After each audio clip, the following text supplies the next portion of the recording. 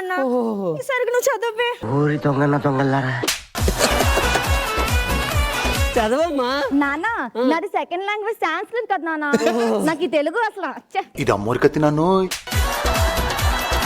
Sir ఇది maths book sir. Maths పట్టుకొని తెలుగు రాదు, హిందీ రాదు.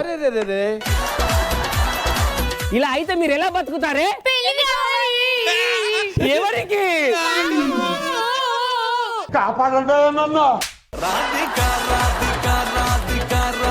వీళ్ళకు పెళ్లి చేసుడంటే నా వల్ల కాదే, నా వల్ల కాదు.